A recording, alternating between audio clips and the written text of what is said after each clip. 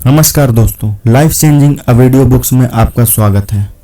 Robert H शूलर की ये पुस्तक मुश्किलें हमेशा हारती हैं, संघर्ष करने वाले हमेशा जीतते हैं। यदि आपने अभी तक ये चैनल को सब्सक्राइब नहीं किया है तो प्लीज़ जल्द से जल्द सब्सक्राइब कर लीजिए और लाइक बटन को प्रेस करिए और चैनल को शेयर करिए। अध्याय 7, 10 तक गिने और जीते। कई साल पहले मैंने मुश्किल समस्याओं के समाधान का एक फार्मूला खोजा। यह एक ऐसा फार्मूला है जो आज तक कभी असफल नहीं हुआ। मैं इसे संभावनापूर्ण चिंतन का खेल खेलना कहता हूँ। मैंने अपनी पुस्तक you can become the person you want to be में इसका संदर्भ दिया है, परंतु यहाँ मैं आपको दिखाऊंगा कि आपकी समस्याओं को मैनेज करने और मुश्किलों को जीतने में यह किस तरह आपकी मदद कर सकता है। मैंने रचनात्मक चिंतन का ये खेल संयोग से सीखा था या फिर देवी कृपा से। ये 1955 की बात है। मैंने कैलिफोर्निया में एक नया चर्च शुरू करने के प्रस्ताव को स्वीकार कर लिया। मुझसे कहा गया था कि प्रायोजक संप्रदाय $4000 के हिसाब से 2 एकड़ भूमि खरीदने के लिए धन देगा। इसके अतिरिक्त मुझे $500 भी मिलेंगे। बस इतना ही मुझसे ये आशा की गई थी कि मैं चर्च की इमारत के लिए धन खुद जुटाऊंगा। इसे बनाने के बाद ही मैं धर्म सभाएं शुरू कर सकता था और अधिकृत सदस्य बनाने की आशा कर सकता था। बहरहाल मैंने ये सुझाव दिया कि जब हम आर्थिक संसाधन जुटा रहे थे और छोटे से चर्च की रूपरेखा बना रहे थे, तभी मैं चर्च की सेवाएं शुरू कर दूं।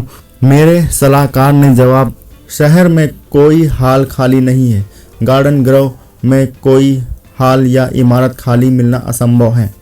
जब मैंने 1953 मॉडल की शेवरलेट गाड़ी में अपने परिवार को शिकागो से कैलिफोर्निया ले जाने के लिए बिठाया तो इस तरह का माहौल था।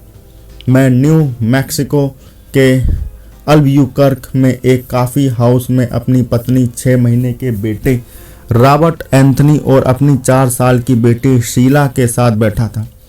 मेरा दिमाग सोच रहा था। वह मुझसे पहले ही कैलिफोर्निया पहुंच गया था, जो 2 दिन की दूरी पर था। मैंने मेज के उस पार बैठी अपनी पत्नी से कहा, उस कस्बे में कहीं पर कोई हॉल तो खाली होगा। फिर मैंने आवेश में एक काम किया। मैंने पेपर नैपकिन उठाया और उसके पीछे बाईं तरफ 1 से 10 तक के अंक एक के नीचे एक लिख लिए। मैंने अपनी कल्पना के घोड़े दौड़ाए। मेरी सूची इस तरह की दिखने लगी। पहला, स्कूल की इमारत किराए पर ले लो। दूसरा, मैसानिक हॉल किराए पर ले लो। तीसरा, एल्कस लॉज किराए पर ले लो। चौथा, मुर्दा घर का प्रार्थनालय किराए पर ले लो। 5वां, खाली वेयर हाउस किराए पर ले लो। 6वां, सामुदायिक क्लब की इमारत किराए पर ले लो। 7वां, 7 डे एडवेंटिस्ट चर्च किराए पर ले लो। 8वां, यहूदी सिनागाग किराए पर ले लो। 9वां, ड्राइव इन थिएटर किराए पर ले लो। 10वां, कोई खाली जमीन का टुकड़ा, एक टेंट और फोल्डिंग कुर्सियां किराए पर ले लो। जो काम पूरी तरह असंभव लग रहा था वह अब अचानक संभव नजर आने लगा। अचानक असंभव शब्द गैर जिम्मेदारीपूर्ण, अत्युक्तिपूर्ण, प्रतिक्रियावादी और मूर्खतापूर्ण लगने लगा। यह सूची वह खेल खेलने का मेरा पहला नौसिखिया प्रयास था जिसे मैं अगले 30 सालों में कई बार खेल चुका। मैंने अपनी सूची बनाई। फिर मैं हर संभावना की जांच करने लगा। संभावना क्रमांक 1 को काट दिया गया जब मुझे पता चला कि स्कूल की इमारत किराए पर लेना कानून के खिलाफ है। यह कानून अब बदल चुका है। गार्डन ग्रोव में ना तो मैसानिक हॉल था और ना ही एलेक्स लॉज। कस्बे में मुर्दा घर के इकलौते प्रार्थनालय में बैप्टिस्ट्स पहले से ही प्रार्थना कर रहे थे। प्रेस्बाइटेरियंस ने 7 डे एडवेंटिस्ट चर्च को रविवार के लिए किराए पर ले रखा था। वहां पर यहूदी सिनागाग नहीं था और मुझे कोई वेयर हाउस या सामुदायिक क्लब की इमारत खाली नहीं मिली। अब मैं संभावना क्रमांक 9 पर आ गया। शहर के छोर पर एक ड्राइव इन थिएटर था। पहले तो मैंने सोचा कि गार्डन ग्रोव के केंद्र से यह बहुत दूर था, परंतु इस नकारात्मक विचार के बाद मेरे मन में एक सकारात्मक विचार आया और वह सकारात्मक विचार यह था यह थिएटर गार्डन ग्रोव के केंद्र में भले ही ना हो, परंतु यह ऑरेंज काउंटी के केंद्र में था। बाकी इतिहास है। मैं ड्राइव इन थिएटर में गया, वहां मुझे बताया गया कि यह रविवार को $10 में उपलब्ध था और इसमें 1700 कारों की पार्किंग व्यवस्था थी। मैंने उस ड्राइव इन थिएटर में 4 सप्ताह बाद प्रवचन देना प्रारंभ कर दिया। अंततः मैंने 6 साल तक खुले आसमान के नीचे प्रवचन दिए, जाड़े की बारिश, कीड़ों या चिड़ियाओं से सुरक्षा के बगैर। बरसों बाद हमने अपनी पहली इमारत बनाई। 10 वर्षों में चर्च की सदस्य संख्या 1500 तक पहुंच गई। अब हमें ऑफिस और परामर्श देने के स्थान की जरूरत थी, ताकि हम अपने समुदाय के परेशान लोगों की बहुत बढ़ती मांगों को पूरा कर सकें। हमने अनुमान लगाया कि परामर्शदाताओं, पादरियों के ऑफिस बनाने में बहुत अधिक भूमि की आवश्यकता होगी। फिर मैंने सोचा, क्यों न एक ऊंचा टावर बनाया जाए। आखिरकार मीनार एक ऐतिहासिक चिन्ह बन सकती है, जो आसपास की सड़कों से गुजरने वालों को चर्च की उपस्थिति का संकेत देगी। चर्च की मीनार को पश्चिमी यूरोप तथा अमेरिका में सम्मान दिया जाता है और उनके बनाए जाने की परंपरा है। क्यों ना चर्च की एक मीनार बनवाई जाए, जो न सिर्फ ऊंची हो बल्कि जो ऊपर से लेकर नीचे तक काम में भी आए। क्यों ना इस टावर में 2 लिफ्ट लगवा कर इसे मंजिलों में बांट दिया जाए। प्रार्थनालय को सबसे ऊपर रखा जाए और बाकी इमारत में ऑफिस तथा परामर्श की सुविधाएं दी जाए। यह एक रोमांचक विचार था, परंतु एक बार फिर मेरे पास बिल्कुल पैसे नहीं थे। बहरहाल, संभावनापूर्ण चिंतन का खेल खेलने के लिए आपको ये मानना पड़ता है कि अगर आप शुरू नहीं करेंगे तो आप कभी नहीं जीत पाएंगे। अगर आप इस खेल को खेलने का फैसला ही नहीं करेंगे तो जीतने की कोई आशा नहीं है। मैंने जीतने का फैसला किया और जीतने के लिए मुझे शुरू करना था। मैं गार्डन ग्रोव के बैंक में गया और टावर ऑफ होप फंड का एक विशेष खाता खोला। इसमें मैंने $25 जमा किए। फिर मैं धर्म समुदाय के समझ गया और एक संदेश में जिसके प्रेरणादायक होने की मुझे आशा थी। मैंने परामर्शदात्री केंद्र के मेरे सपने के बारे में बताया, जो समुदाय तथा देश भर के लोगों के काम आ सके। मैंने उन्हें अपना सपना बताया कि उस टावर में फ़ोन लगे होंगे, जहां अमेरिका भर से हताशा लोगों के फ़ोन आएंगे। फ़ोन नंबर वह होगा जिसे सब लोग याद रख सकेंगे, न्यू होप। इसके अलावा मैंने कल्पना की कि हमारे पास टावर की चोटी पर एक प्रार्थनालय भी होगा, जहां युवाओं का विवाह करवाया जा सकता है। वे बाईं ओर देखेंगे तो उन्हें प्रशांत महासागर में कैटेलिना द्वीप दिखेगा। वे उत्तर दिशा में देखेंगे तो उन्हें बर्फ से ढके पहाड़ दिखेंगे। वे पूरी काउंटी और राजमार्ग पर चलते ट्रैफिक की आती जाती रोशनियां देख सकते थे।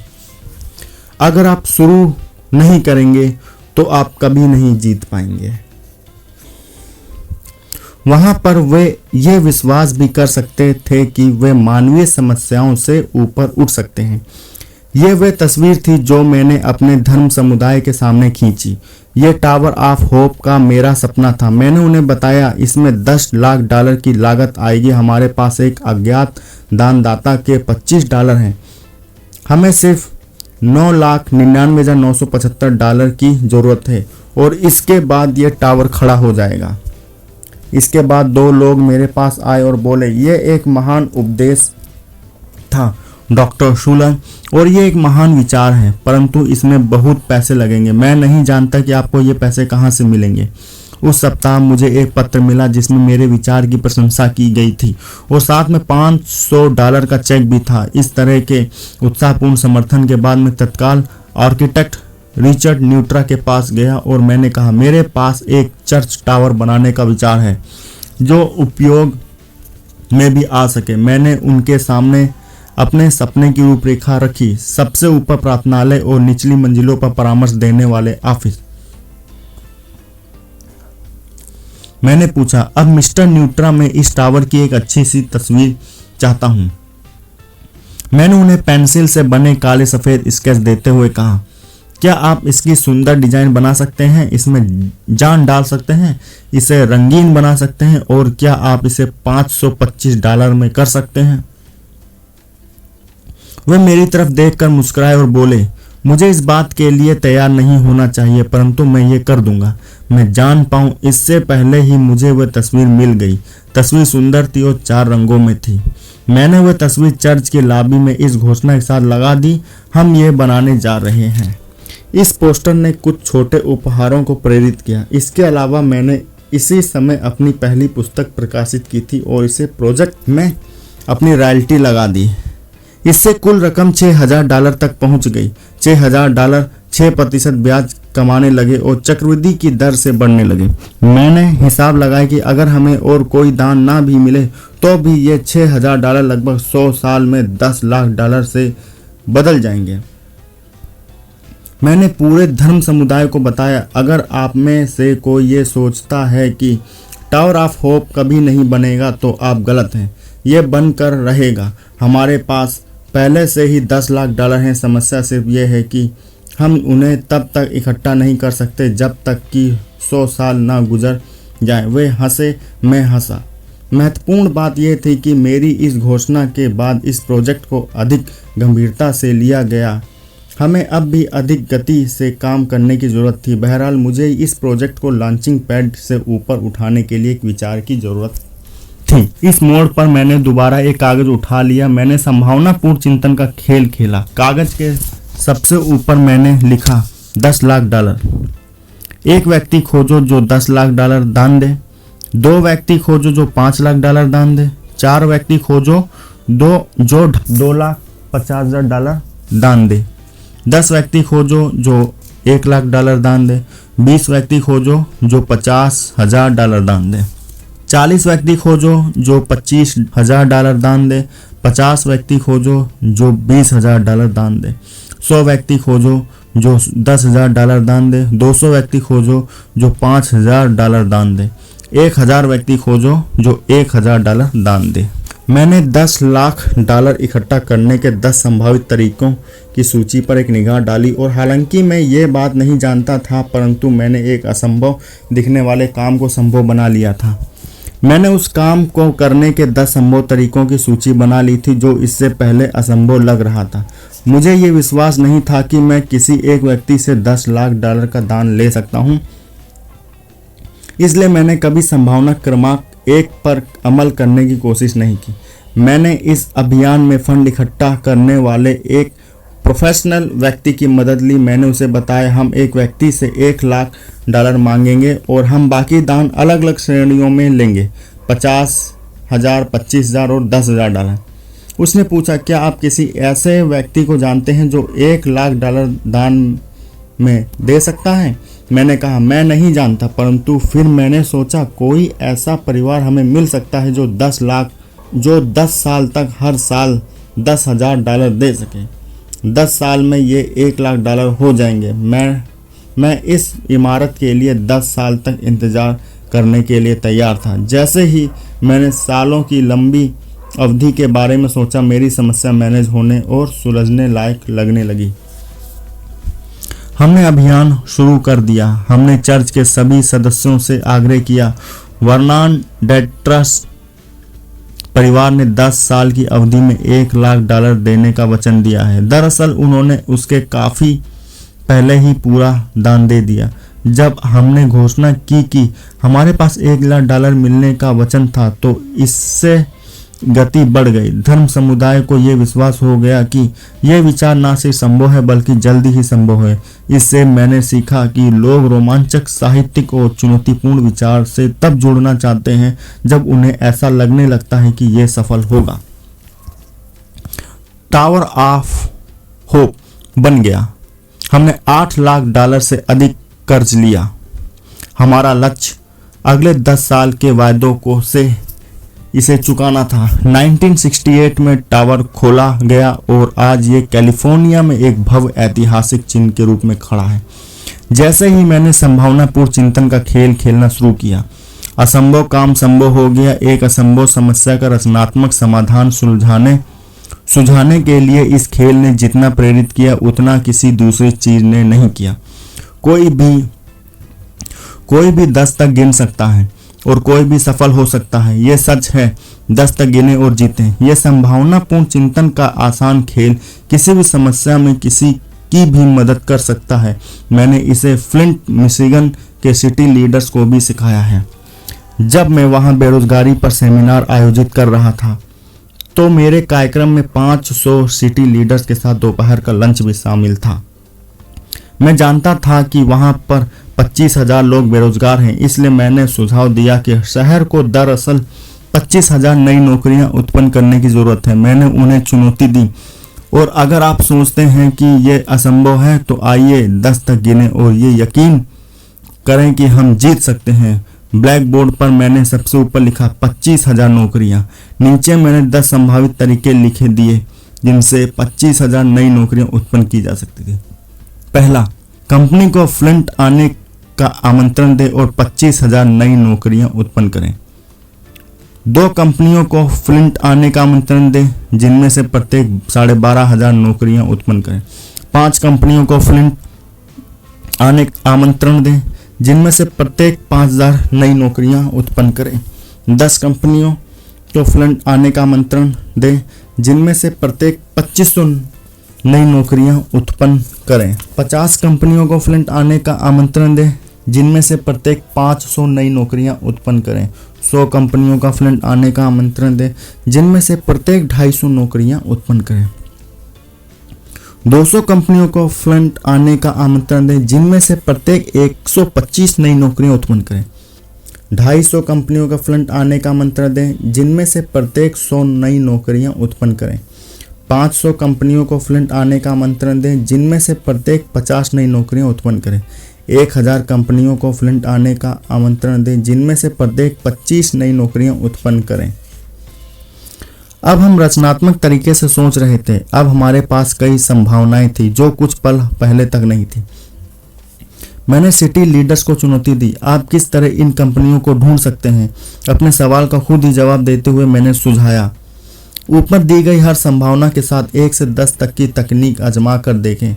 सबसे पहले दुनिया की 10 कंपनियों की सूची बनाएं जिन्हें फ्लिंट मिशिगन आने और 25,000 नई नौकरियां उत्पन्न करने के लिए तैयार किया जा सकता है। उनकी आंखों में उम्मीद की किरण को देखते हुए मैंने आगे कहा, परंतु मुझे नहीं लगता कि आप सफल होंगे। क्यों? क्योंकि जो शहर 25,000 नई नौकरियों के लिए किसी एक कंपनी पर निर्भर हो वह बहुत नाजुक स्थिति में होता है। इससे बेहतर समाधान ये होगा कि हम बहुत सी कंपनियों को खोजें जो नई नौकरियां उत्पन्न कर सकें। देश में स्थापित कंपनियों में जाएं और उन्हें अपने मार्केट का विस्तार करने तथा अपनी सेल्स उत्पादकता इस हद तक बढ़ाने की चुनौती दें कि उन्हें अधिक लोगों को नौकरी पर रखने की जरूरत पड़े।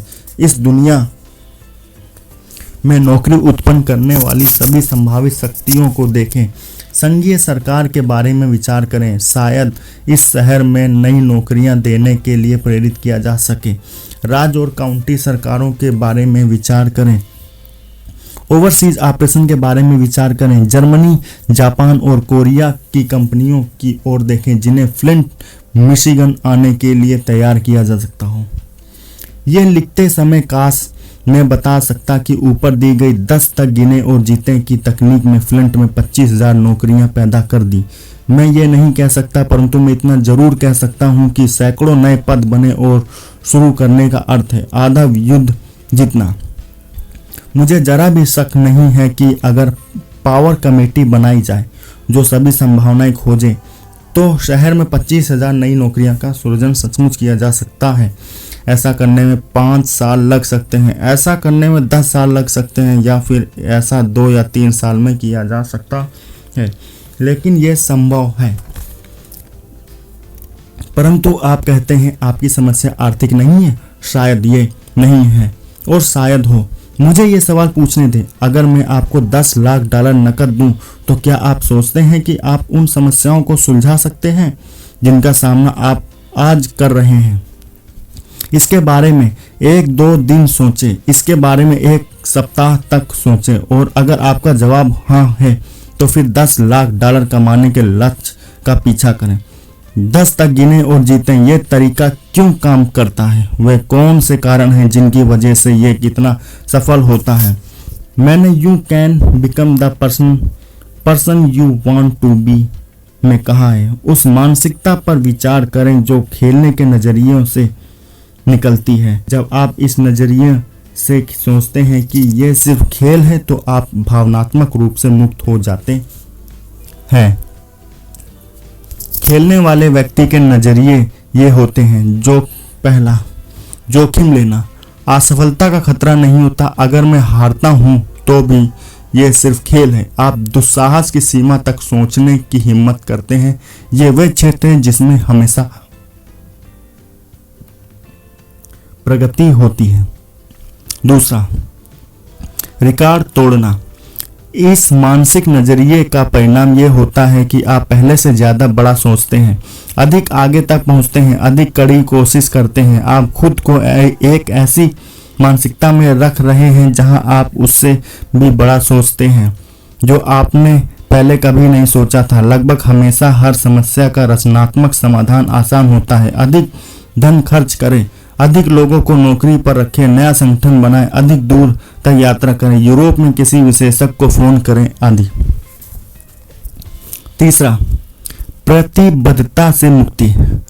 क्योंकि यह सिर्फ एक खेल है इसलिए आप जब चाहें इसे किसी भी समय छोड़ सकते हैं और इससे आपकी प्रतिष्ठा पर कोई आंच नहीं आएगी। आप उस अवचेतन तनाव से मुक्त हैं जो जुड़ने और जिम्मेदारियों के डर की वजह से उत्पन्न होते हैं। क्योंकि यह सिर्फ एक खेल है इसलिए आप जिम्मेदारी से पूरी तरह मुक्त हैं और आराम कर सकते हैं। जब आप इस तरह के खेल खेलने वाले नजरियों को अपनाते हैं तो आप एक ऐसा मानसिक माहौल बनाते हैं जो रचनात्मक के अनुकूल होता है। यह संभावनापूर्ण चिंतन के खेल यानी 10 तक गिने और जीते के पीछे का रहस्य है। संभावना शब्द इस फार्मूले की सफलता की एक और कुंजी है। संभावना शब्द से ऐसा मानसिक नजरिया बनता है जो रचनात्मक के अनुकूल होता है। सिर्फ यह सुझाव देना कि कोई चीज संभव हो सकती है रचनात्मक मस्तिष्क कोशिकाओं को अचेतन रक्षण तंत्र के अदृश्य कारागार से मुक्त कराता है। इस शब्द की बहुआयामी शक्ति को समझने के लिए इसके विलोम शब्द संभावना पर विचार करें। जब इसे जोर से बोला जाता है तो इसका प्रभाव विनाशक होता है। चिंतन ठहर जाता है, प्रगति रुक जाती है, दरवाजे कसकर बंद हो जाते हैं, रिसर्च थम जाती है, आगे के प्रयोग बंद हो जाते हैं, प्रोजेक्ट अधूरे छोड़ दिए जाते हैं, सपने चकनाचूर कर दिए जाते हैं। रचनात्मक मस्तिष्क की सर्वश्रेष्ठ कोशिकाएं नीचे उतर जाती है, छुप जाती हैं, शिथिल हो जाती है और मस्तिष्क के किसी गहरे अंधेरे कोने में बंद हो जाती है। इस रचनात्मक कार्य में मस्तिष्क स्वयं को अपमानजनक निराशाओं, क्रूर अस्वीकृतियों और चकनाचूर आशाओं के दर्दनाक दंश से बचाता है। लेकिन अगर कोई ये जादुई शब्द कह दे ये संभव है, इसके बाद क्या होता है? ये प्रेरणादायक शब्द जिनमें रण भेरी का आकर्षण है मस्तिष्क की अवचेतना सहायक धाराओं में प्रवेश कर जाते हैं। इन गर्वीली शक्तियों को जागने और नए विचारों देने की चुनौती देते हैं। दफन सपने फिर से जीवित हो जाते हैं, नए जोश की चिंगारी सुलग उठती है, फिर नई आग में बदल जाती है। अलमारी में रखे गए प्रस्ताव मेज पर आ जाते हैं, धूल भरी फाइलें दोबारा खुल जाती है, अंधेरी प्रयोगशालाओं में दोबारा रोशनी हो जाती है। टेलीफोन बजने लगता है, टाइपराइटर्स अपनी खटाखट का संगीत सुनाने लगते हैं, बजट दोबारा बनते हैं और पारित होते हैं, कर्मचारी चाहिए के साइन बोर्ड टंगते हैं, फैक्ट्रियों में नई मशीनें लगती हैं और वे दोबारा खुलती हैं, नए प्रोडक्ट नजर आते हैं, नए बाजार खुलते हैं, मंदी खत्म होती है, रोमांच, प्रयोगशीलता, विस्तार और समृद्धि का एक महान नया युग शुरू होता है। अब आप भी संभावना पूर्ण चिंतन का खेल इस तरह खेल सकते हैं। पहला नियम, इस विश्वास से शुरुआत करें कि आप में रचनात्मकता की निहित प्रतिभा है और आप अपने विचारों का सम्मान, विश्वास और प्रशंसा करेंगे। हर व्यक्ति रचनात्मक हो सकता है। दूसरा नियम, इसे अकेले ना खेलें, इसे समस्या सुलझाने वाले लोगों के साथ खेलें, इसे संभावनापूर्ण चिंतकों के साथ खेलें, इसे उन लोगों के साथ खेलें जिनका उपलब्धि व सफलता का रिकॉर्ड है। आप इसे अकेले खेल सकते हैं, परंतु यह ध्यान रखें कि आपको दूसरों से बहुत से विचार मिल सकते हैं। किसी असंभव समस्या को सुलझाने के लिए आपको सिर्फ एक विचार की आवश्यकता होती है। ये उन विचारों में से एक हो सकता है जिसे आप कागज पर लिखेंगे, या फिर ये कागज पर लिखे विचारों का मिश्रण हो सकता है। ये याद रखें, काम शुरू किए बिना आप सफल नहीं हो सकते।